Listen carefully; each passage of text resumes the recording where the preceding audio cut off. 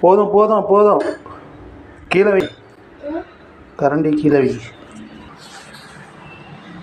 எண்ணெய் எடுத்து ஊற்று. பாப்பா எண்ணெய் ஊற்றுது. இப்போ தோசைக்கு எண்ணெய் ஊற்று.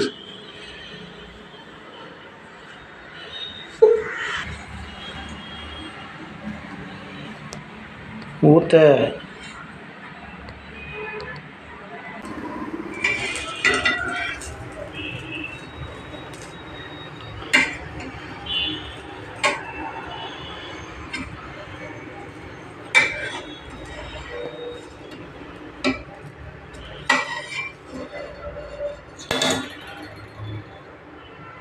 தட்டில் போட்டு, தட்டில் போட்டுரு. தட்டில் போடுமா, தட்டில் போடு.